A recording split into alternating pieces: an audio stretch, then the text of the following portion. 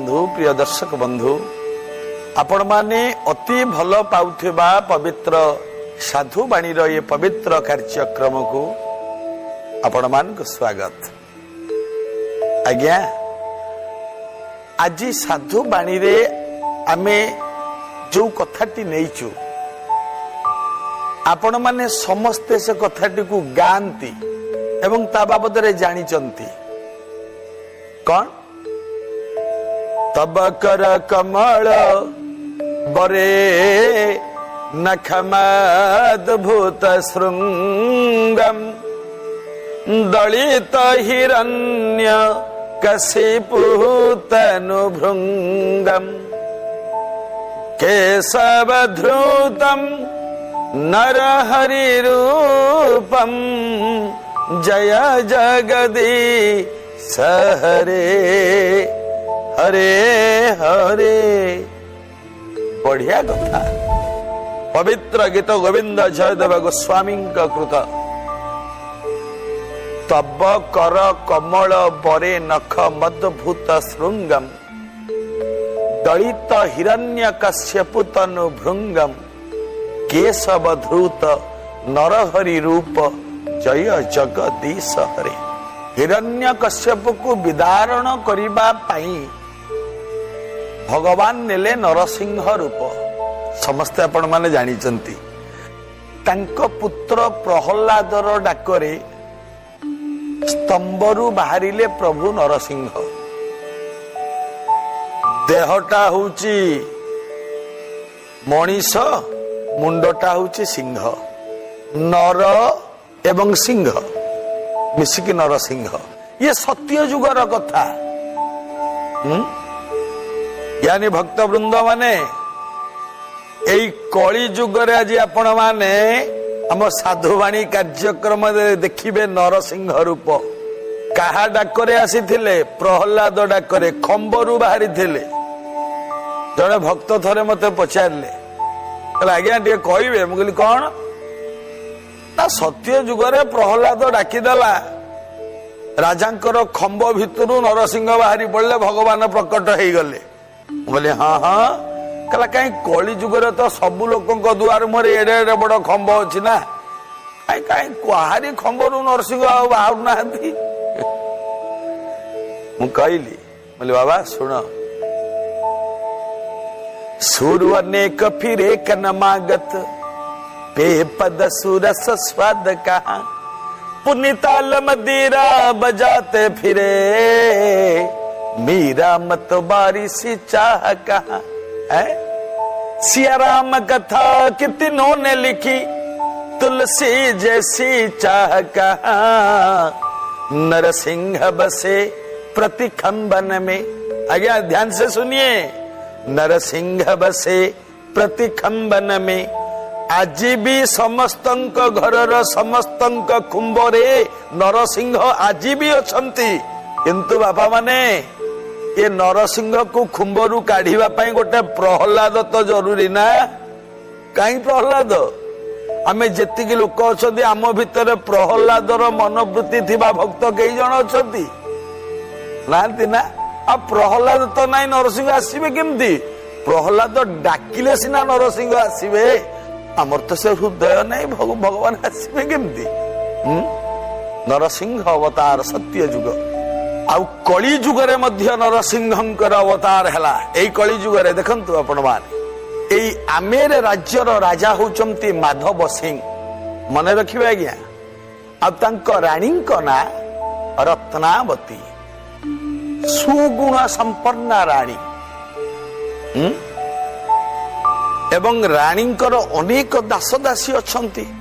तांको भितरु गोटिए दासी थिला ता दासीटीर ना होची सुलक्षणी। देखंतु आपण माने ई सुलक्षणी होची रानी रत्नावतींकर अति निकट दासी अति आपणार दासी। दुख सुख रानी ई सुलक्षणी आगे सब कहंती।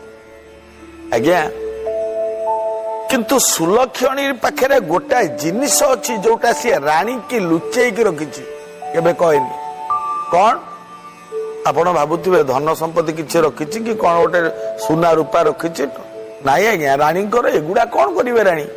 ନାଇଁ, ସୁଲକ୍ଷଣୀ ପାଖରେ ଗୋଟିଏ ଗୁପ୍ତ ଜିନିଷ ଥିଲା। ସେଟା କଣ? ତା ହୃଦୟରେ ଥିଲା କୃଷ୍ଣଙ୍କ ପ୍ରତି ପ୍ରଗାଢ ଭକ୍ତି। ଯୋଉ ଭକ୍ତିଟା ସେ କାହାକୁ କହେନି। ବାସ୍ତବରେ ଯିଏ ଭକ୍ତ ନା ଆଜ୍ଞା, ସେ କେବେ ଦେଖେଇ ହେଇକି ଭକ୍ତି କରିବନି। ମୁଁ ଦେଖିଛି ଆଜ୍ଞା ବହୁତ ଲୋକ ଓಂ ନମ ଶିବାୟ, ଜୟ ଜଗନ୍ନାଥ, କଣ ମିଳେ ଏଥିରୁ ଆଜ୍ଞା? କିଛି ଲୋକ ଅଛନ୍ତି ନୀତି ମନ୍ଦିର ଯିବା, ମନ୍ଦିରରେ ବସିବା, ସବୁ ଠିକ ଅଛି, ସବୁ ଠିକ ଅଛି ବାବା। କୀର୍ତ୍ତନ କରିକି ଜୋରେ ନାଚ କରିକି ଉଦଣ୍ଡ କରିକି ଗୀତ ଗାଇବା, ହେନ ତେନ କରିବା, କିନ୍ତୁ ଜୋରେ ନାଚୁଥିବେ, ଗୀତ ଗାଉଥିବେ, ତାଙ୍କ ମନ ଥବ ଘରେ, ଆଉ କୁଆଡେ ଥିବ ମନ, ଲାଭ କିଛି ନାହିଁ। ହୃଦୟର ସହିତ କୀର୍ତ୍ତନ କରନ୍ତୁ, ହୃଦୟର ସହିତ ଭଜନ କରନ୍ତୁ। ଯୋଉ ଭଜନ ଭିତରେ ଚାଲିଛି ସେ ଭଜନକୁ ଚଲାନ୍ତୁ ଆଜ୍ଞା ଠିକ ସେ। କୋଉ ଭଜନ? ଅଙ୍କାର ବହିର୍ଗାମୀ ଚ ସଂକାର ଶକ୍ତି ସମ୍ଭବ ହଂସ ଇତି ମନ୍ତ୍ରେଣ ଜୀବ ଜପତି ସର୍ବଦା।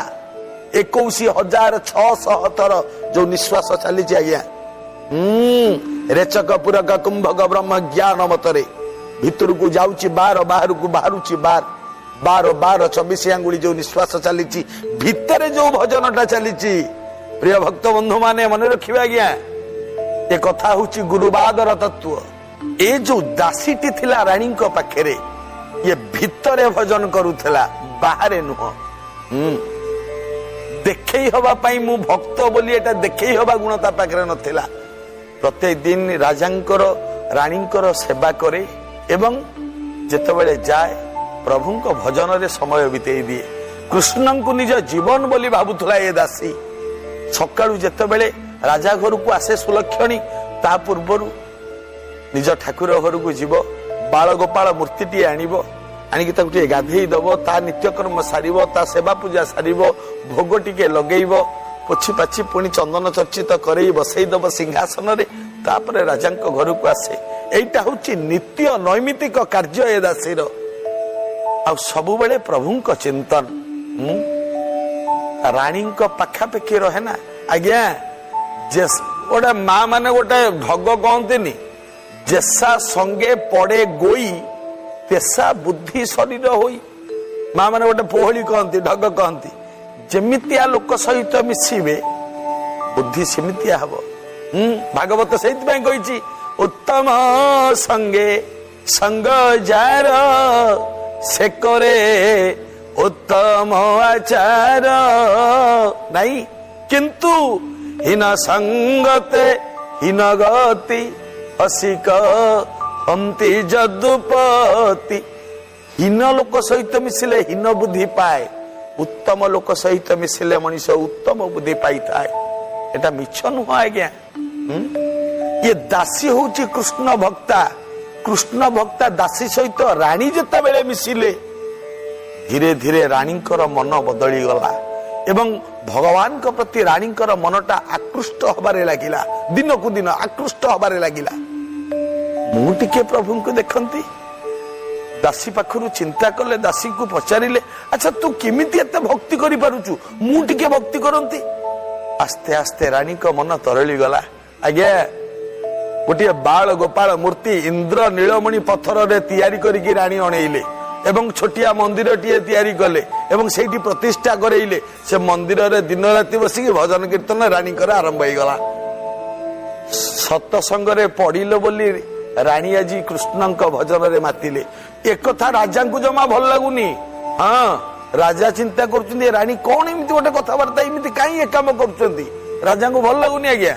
ଆଉ ଏ ଭଲ ନ ଲାଗିବା ପରିସ୍ଥିତିଟା ଶେଷରେ ବିଷମୟ ହେଇ ଉଠିଲା ଆଜ୍ଞା। କଣ ବିଷମୟ ହେଲା? ରାଜା କଣ ରାଣୀକି ମାରିଦେଲେ, ନା ରାଣୀ କୃଷ୍ଣ ଭଜନ ଛାଡିଦେଲେ, ନା ଦାସୀକୁ ବିଦା କରିଦେଲେ? କଣ କଲେ? ରାଣୀ ଇତି କୃଷ୍ଣଙ୍କର ଭାବରେ ମଝି ଗଲେ, ଦାସୀ ଅପେକ୍ଷା ଅଧିକ ହେଇଗଲେ ରାଣୀ। ଦାସୀକି ଅବଶ୍ୟ ଗୁରୁ କରିଥିଲେ, କିନ୍ତୁ ଦାସୀ ଅପେକ୍ଷା ଅଧିକ ହେଇଗଲେ। ଦିନ ରାତି ଭଜନରେ ତଲ୍ଲୀନ, ଦିନ ରାତି କୃଷ୍ଣଙ୍କର ଭଜନ ଚାଲିଛି, କୀର୍ତ୍ତନ ଚାଲିଛି, ଅହର୍ନିଶି ଚାଲିଛି। ଜ୍ଞାନୀ ଭକ୍ତ ବୃନ୍ଦ ମାନେ ସେଦିନ ରାଣୀ ଖବର ପାଇଲେ ଯେ ତାଙ୍କ ଅଞ୍ଚଳକୁ ଜଣେ ପ୍ରସିଦ୍ଧ ସାଧୁ, ବହୁତ ବଡ ଜ୍ଞାନୀ, ଆସିଛନ୍ତି ତାଙ୍କ ଅଞ୍ଚଳକୁ। ତାଙ୍କୁ ଦେଖା କରିବା ପାଇଁ ମନଟା ଆନ୍ଦୋଳିତ ହେଇଗଲା। ରାଣୀ ଚିନ୍ତା କଲେ ମୁଁ ଯିବି ସାଧୁ ସଙ୍ଗ କରିବା ପାଇଁ। କିନ୍ତୁ ରାଣୀ ତ ଯାଇତାଇ ଗୋଟେ ସ୍ତ୍ରୀ ଲୋକ ଭଳିଆ ସ୍ତ୍ରୀ ଲୋକ ନୁହଁ ନା, ସେମିତି ଯୁଆଡେ ଇଚ୍ଛା କରିବି ଇଆଡେ ପଳେଇବେ, ଯାଇ ହବନି। ଯୋଉମାନେ ଯେତେ ବଡ ପୋଷ୍ଟରେ ରହନ୍ତି ଆଜ୍ଞା, ସେମାନଙ୍କ ଗୋଡରେ ସେତେ ଲମ୍ବା ଲମ୍ବା ବେଢି ପଡେ, ମନେ ରଖିଥିବେ କଥା। ରାଣୀ ତ ଯିବେ, ଯଦି ଯିବେ କୁଆଡେ ବାହାରକୁ, ତାଙ୍କ ସାଙ୍ଗରେ ଦାସୀ ଯିବେ, ପରିବାରୀ ଯିବେ, ତାଙ୍କୁ ସୁରକ୍ଷା ଦବା ପାଇଁ ସୁରକ୍ଷା କର୍ମୀ ମାନେ ଯିବେ। ସିଏ ନିହାତି 100, 200, 500 ଲୋକ ସାଙ୍ଗରେ ନେଇକି ଯିବେ ନା। ରାଣୀ ଚିନ୍ତା କଲେ ମୁଁ ଆଉ ଲାଭ କଣ ତାହେଲେ ଯାଇକି, ମୁଁ ଯଦି 500 ଲୋକ ନେଇକି ସାଙ୍ଗରେ ଯିବି, ମୁଁ ତ ସତ୍ସଙ୍ଗ କରିପାରିବିନି, ସାଧୁଙ୍କ ସହିତ 5 ମିନିଟ ଭଲରେ କଥା ହେଇପାରିବିନି, ମୁଁ କାହିଁକି ଯିବି, ବରଂ ନ ଯିବା ଭଲ। କିନ୍ତୁ ଯେତେବେଳେ ରାଣୀ ଚିନ୍ତା କଲେ ନାଇଁ ମୁଁ କାହାକୁ ଜଣେଇବିନି, ଚୁପ୍ କି ପଳେଇବି, ରାଣୀ କଣ କଲେ, ରାଜାଙ୍କୁ ଜଣେଇ ନାହାନ୍ତି, ପାରିଷଦ ବର୍ଗ କାହାକୁ ଜଣେଇ ନାହାନ୍ତି, ଏକୁଟିଆ ଉଠିଲେ, ଲୁଚି ଲୁଚି ପଳେଇଲେ ସାଧୁଙ୍କ ପାଖକୁ। ଦେଖନ୍ତୁ, ସାଧୁ ମହାରାଜଙ୍କ ପାଖରେ ମୁଣ୍ଡିଆ ମାଇଲେ। ଏତେ ବଡ ପ୍ରସିଦ୍ଧ ସାଧୁ ନିଜେ ରାଣୀ ବୋଲି ପରିଚୟ ଦେଲେନି। ପରିଚୟ ଦେଲେ ତାଙ୍କୁ ତ ଅଲଗା ଦୃଷ୍ଟିରେ ସମସ୍ତେ ଦେଖିବେ ନା।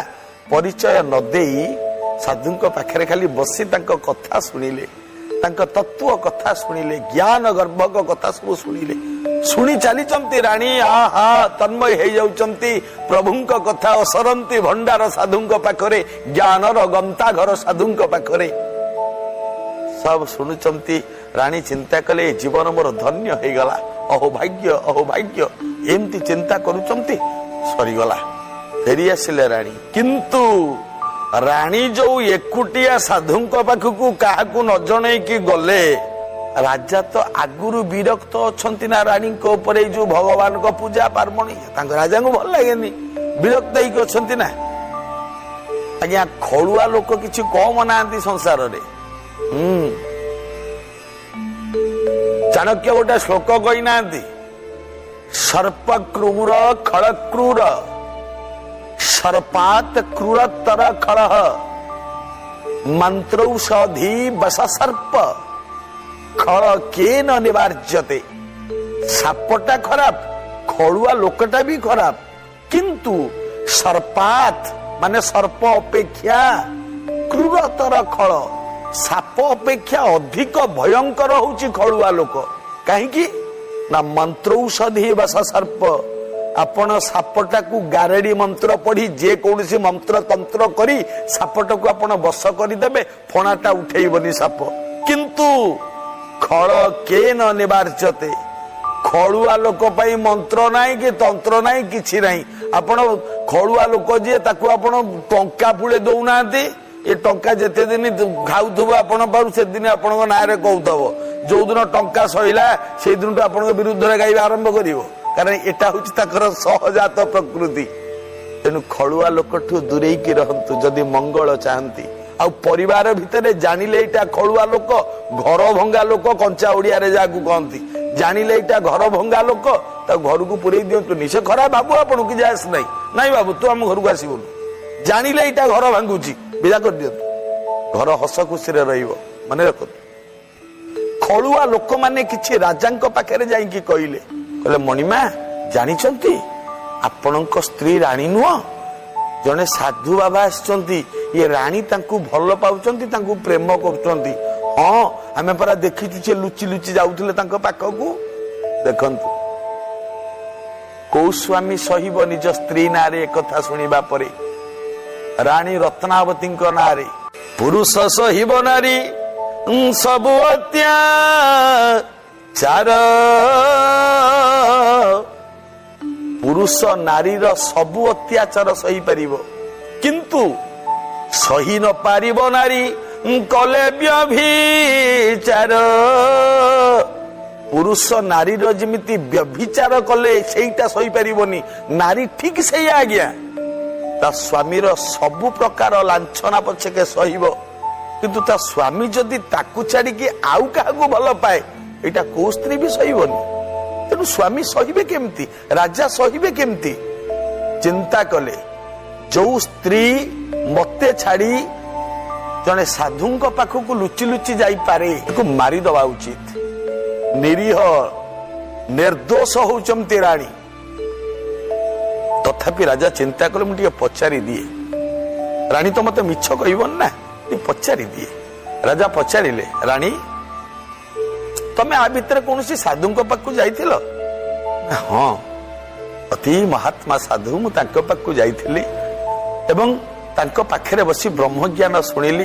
ମୁଁ ତ ଏକା ନୁହଁ, ଆହୁରି ଅନେକ ଲୋକ ବି ଥିଲେ। ସମସ୍ତେ ତତ୍ତ୍ୱ କଥା ଶୁଣିଲୁ, ସତ୍ସଙ୍ଗ ହେଲା, ତାପରେ ଘରକୁ ଆସିଲି।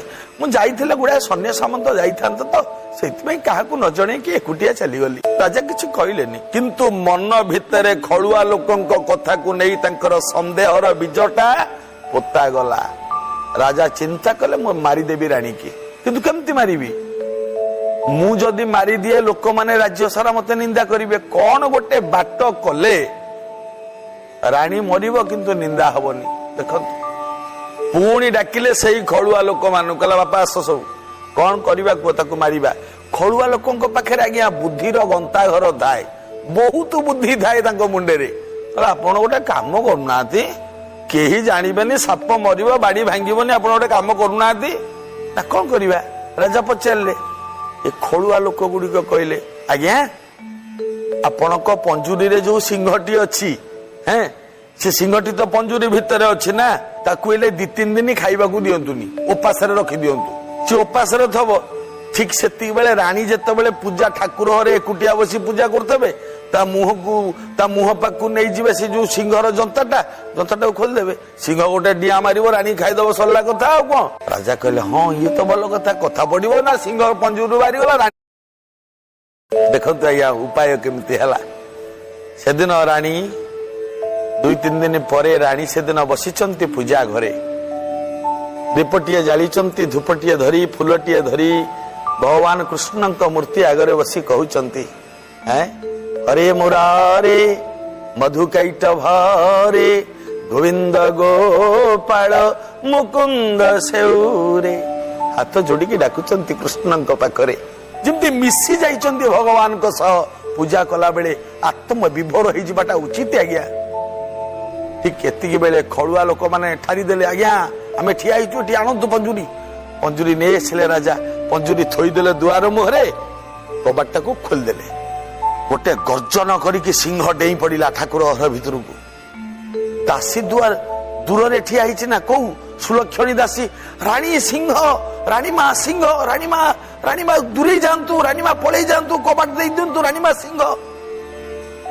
କିନ୍ତୁ ରାଣୀ ତ ବାହ୍ୟ ଜଗତରେ ନାହାନ୍ତି ନା, ସେ ଭିତରକୁ ପ୍ରବେଶ କରି ଯାଇଛନ୍ତି। ଏ ଡାକ ଗୁଡାକ ଶୁଭିବ କେମିତି? ରାଣୀ ସେମିତି ବସିଛନ୍ତି। ସିଂହ ଧୀରେ ଧୀରେ ଯାଇକି ରାଣୀଙ୍କ ପାଖରେ ପହଞ୍ଚିଗଲା। ଗୋଟେ ଝାମ୍ପ ମାରିଲେ ରାଣୀକୁ ଧରିବ। ମାତ୍ର ହାତେ 2 ହାତ ଦୂରରେ ସିଂହ ଠିଆ ହେଇଛି। ଦାସୀ ଜୋରେ ଗର୍ଜନ କଲା, ଜୋରେ ଚିତ୍କାର କରିକି ଦାସୀ ଡାକିଲା, ରାଣୀମା ସିଂହ। ରାଣୀଙ୍କ କାନକୁ ଡାକ ବୋଧେ ଶୁଭିଲା। ରାଣୀ ଏମିତି ବୁଲି ପଡିଲେ, ଏମିତି ଅନେଇ ଦେଲେ, ଦେଖିଲେ ସିଂହ ପାଖରେ ଏମିତି ଆଗ ଗୋଡ 2ଟା କରିଛି, ପାଟି ମେଲା କରିଛି, ଜିଭକୁ ଚାରିପଟ ବୁଲଉଛି, ଭୋକିଲା ସିଂହ, ଆଖି ଗୁଡାକ ରକ୍ତ ବର୍ଣ୍ଣ, ବିରାଟ ସିଂହ। ରାଣୀ ଅନେଇ ଦେଲେ, ହାତକୁ ଯୋଡିଲେ। ଏଇ ମନ୍ତ୍ରଟି ପଢିଲେ, ପ୍ରଥମେ ଆଜି ସାଧୁବାଣୀରେ ଯୋଉ ମନ୍ତ୍ର ପଢା ହେଇଛି, ତବ କର କମଳ ବରେ ନଖମଦ୍ଭୁତ ଶୃଙ୍ଗମ୍ ଦଳିତ ହିରଣ୍ୟ କଶ୍ୟପୁ ତନୁଭୃଙ୍ଗମ୍। ହେ ନରସିଂହ, ଏତେ ଦିନେ ମୋ ମନସ୍କାମନା ପୂର୍ଣ୍ଣ ହେଲା, ଆପଣଙ୍କୁ ଦର୍ଶନ ପାଇଲି ପ୍ରଭୁ। ହାତକୁ ଯୋଡି ମୁଣ୍ଡିଆଟିଏ ମାରିଲେ, ଆସିଛନ୍ତି ପ୍ରଭୁ ଆପଣ, ମୋ ପୂଜା ସଫଳ ହେଇଛି, ଆସନ୍ତୁ। ସିଂହ ସେମିତି ବସିଥାଏ। ରାଣୀ କଲେ କଣ, ଫୁଲ ଟିକେ ନେଇକି ପାଦ ପାଖରେ ଥୋଇଲେ। ସିଂହ ସେମିତି ବସିଥାଏ। କିଏ ଆଜ୍ଞା ଏତେ ସାହସ କରିବ ମହାବଳ ସିଂହ ସାମ୍ନାରେ? ଫୁଲଟିଏ ନେଇ ପାଦ ପାଖରେ ଥୋଇଲେ, ଚନ୍ଦନ ଟିକେ ତାଙ୍କ ପାଦ ପାଖରେ ସେ ଭୂମିରେ ମାରିଦେଲେ, ସ୍ପର୍ଶ କରିନାହାନ୍ତି, ଭୂମିରେ ମାରିଦେଲେ। ମୁଣ୍ଡିଆଟେ ମାରିକି କହିଦେଲେ, କେଶବ ଧୃତ ନରହରି ରୂପ ଜୟ ଜଗଦୀଶ ହରେ। ଏତିକି କହି ସାରିଲା ପରେ ସିଂହ ବସିଥିଲା, ମୁହଁକୁ ବୁଲେଇକି ବୁଲି ପଡିଲା। ଖାଲି କଣ ବୁଲିଲା, ସେଇଠୁ ଗୋଟେ ଡିଆଁ ମାଇଲା ଡେଇଲା ଏକାଥରକେ 4 ଜଣଙ୍କ ଉପରକୁ। କାହା ଉପରକୁ? ଯୋଉ ଖଳୁଆ 4 ଜଣ ରାଜାଙ୍କୁ ଖଳ କହିଥିଲେ ତାଙ୍କରି ଉପରକୁ ଡେଇଁଲା। 4ଟି ଯାକ ଖଳୁଆ ମଲେ। ସିଂହ ଯାଇକି ପଞ୍ଜୁରୀ ଭିତରେ ବସିଲା। ରାଜା ଦେଖିଲେ କେଡେ ବଡ ଭୁଲ ମୁଁ କରୁଥିଲି। ଆରେ ମୋ ସ୍ତ୍ରୀ କୁ ଦେଖି ମହାବଳ ସିଂହ ମଧ୍ୟ ଫେରି ଆସିଲା ଏତେ ଭକ୍ତି ପ୍ରାଣା ବୋଲି। ଧନ୍ୟ ମୁଁ ତମ ସ୍ୱାମୀ ବୋଲି ଗର୍ବ କରୁଛି। ଯାଇ ସ୍ତ୍ରୀର ହାତଟିକୁ ଧରି ପକେଇଲେ ରାଜା। କ୍ଷମା କର ମତେ, ବହୁତ ବଡ ଦୋଷୀ ମୁଁ, ବହୁତ ଅପରାଧ କରିଛି ତମର। ରାଣୀ କହିଲେ ନାଇଁ କିଛି ନାହିଁ, ମୋ ପ୍ରଭୁ ଠିକ ତ ମୁଁ ଠିକ, କିଛି ଦରକାର ନାହିଁ।